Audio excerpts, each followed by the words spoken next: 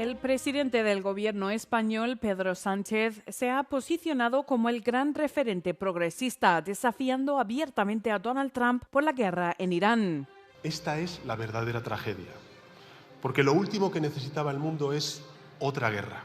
Aunque su perfil internacional parece estar en aumento, en casa el presidente del gobierno libra una guerra completamente distinta, una ola masiva de escándalos de corrupción interna.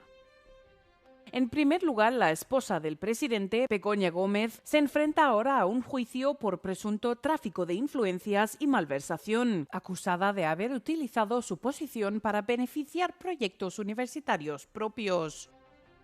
En segundo lugar, el círculo cercano de Sánchez se está desmoronando. El pasado junio, su antiguo colaborador cercano, Santos Cerdán, fue enviado a prisión preventiva por un supuesto caso de sobornos. Después, en noviembre, su exministro de Transportes, José Luis Ábalos, y su ex asesor, Koldo García, fueron detenidos en el marco del llamado Caso Koldo. En términos simples, los investigadores sospechan que varios responsables habrían recibido pagos ilegales a cambio de adjudicar contratos públicos de mascarillas durante la pandemia. También se investiga el uso de dinero público para gastos personales. La oposición, encabezada por el Partido Popular, exige la dimisión inmediata de Sánchez, aunque su crítica pierde fuerza por sus propios escándalos pasados, especialmente el caso Kitchen, actualmente en juicio, en el que el partido habría utilizado a la policía para destruir pruebas relacionadas con financiación ilegal.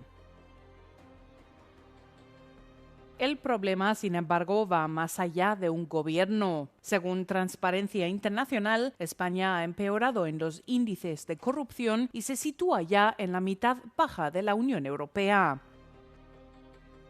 Así, mientras Sánchez intenta consolidarse como figura internacional a favor de la paz, su verdadero desafío sigue estando en casa: resistir la presión política y judicial en Madrid.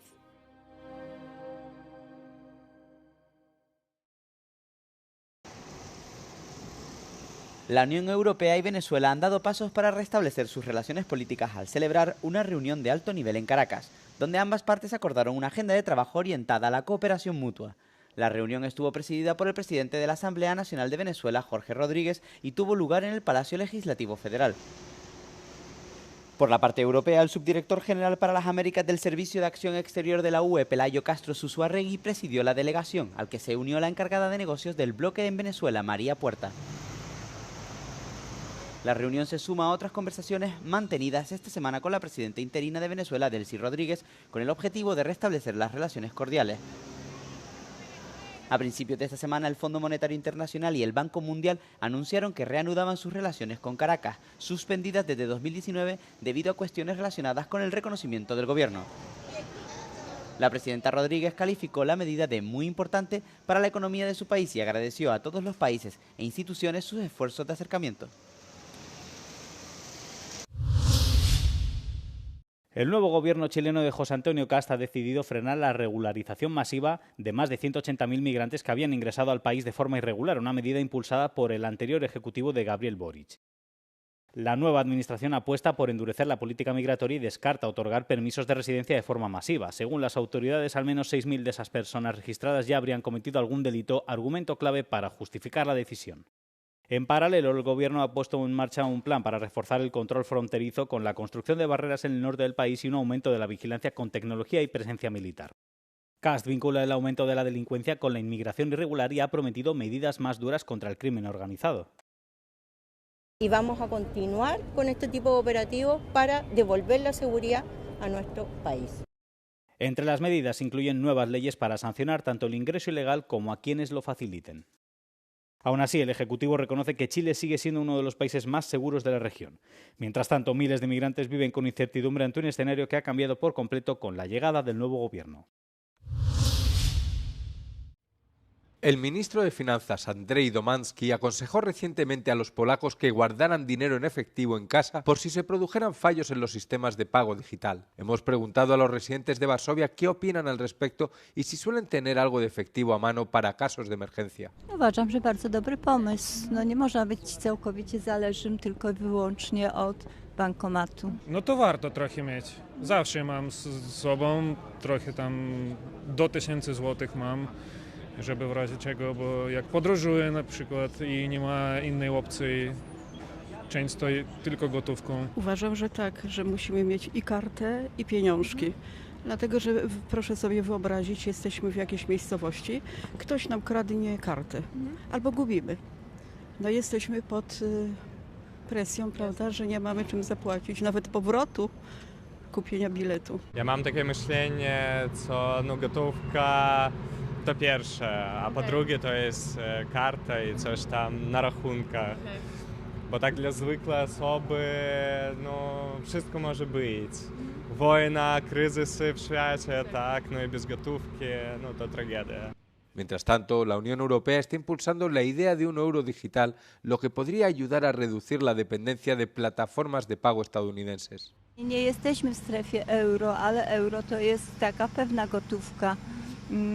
Nie wiem, jak banki z tym dadzą radę, to znaczy jak to rozwiążą. Myślę, że ta cyfryzacja na tyle postępuje, że dobrze jakbyśmy się jakoś uniezależnili od tych dużych koncernów. Tras las experiencias de la pandemia y en medio de guerras, ciberataques y apagones continuos, cada vez más personas prefieren tener el dinero en efectivo antes que guardarlo en una nube digital. Este jueves se inició una operación para salvar a una ballena jorobada que yace en aguas poco profundas cerca de la ciudad de Wismar, en el este de Alemania, en el mar Báltico.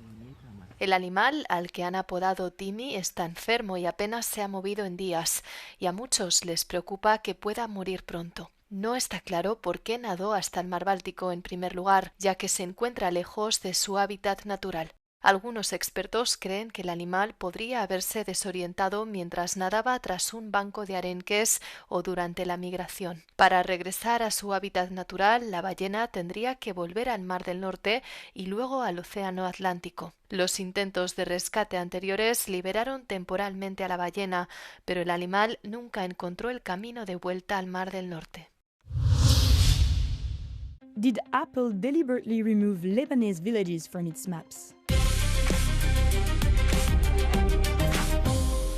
Apple is under fire for its mapping service, Apple Maps. Online users have shared screenshots appearing to show large parts of southern Lebanon without place names, while towns in neighboring Israel and Syria remain clearly labeled. Some have accused Apple of deliberately altering its maps to justify Israel's war in Lebanon amid calls from European leaders, such as the EU's chief diplomat Kaja Kallas, to better support the Lebanese army. But there is no evidence of this. Apple says the names were not removed because they were never there to begin with. And for many in Lebanon, that's not new. Users have long reported limitations with Apple Maps in the country, often opting for alternatives like Google Maps. Experts say missing labels are more likely due to business reasons rather than being politically motivated. I think it's more related to business approach for Apple, where markets that they are working heavily on it. For example, in Syria and Israel, even in Middle East and GCC like Saudi Arabia and the UAE, they are investing more in order to get more data, to get more resources from satellites, from 360 cars, taking photos and so on. One reason for the lack of data in that region is that Apple largely built its mapping data itself. In the past, it relied on external providers like TomTom and OpenStreetMap. But over time, it shifted to collecting its own data, using iPhones and mapping vehicles traveling around the world. That system isn't fully deployed in Lebanon. And Lebanon isn't alone. Countries like Jordan, Belize and Tibet also show gaps in Apple Maps coverage. Other factors may play a role too, including license costs, technical limitations, and market priorities. Experts say Apple tends to focus resources on regions with the highest number of users, such as the US and Europe.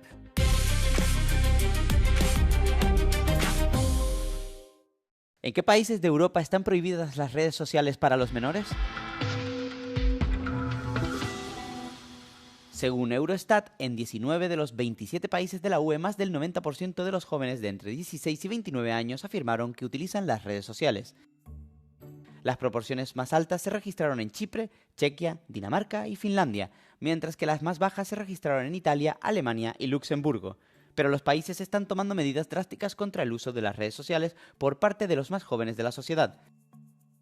Después de que Australia prohibiera las redes para menores de 16 años en diciembre, los países europeos están debatiendo ahora sus propias restricciones. Por ejemplo, los diputados franceses votaron a favor de bloquear el acceso a los menores de 15 años, y el presidente Emmanuel Macron espera que la medida entre en vigor en septiembre. Además, al menos otros 10 Estados miembros se encuentran en diferentes fases del proceso para prohibir las redes sociales a los niños, mientras que el partido gobernante de Alemania también ha aprobado una moción para bloquear el acceso a los menores de 14 años. Por el contrario, Estonia es el único país de la UE que se opone abiertamente a esta medida. A nivel de la UE, la presidenta de la Comisión Europea, Ursula von der Leyen, ha anunciado que pronto estará disponible una aplicación de verificación de edad para uso de los ciudadanos. La aplicación, que será compatible tanto con dispositivos móviles como con ordenadores, exigirá a los usuarios que suban su pasaporte o documento de identidad para confirmar su edad de forma anónima al acceder a plataformas en línea.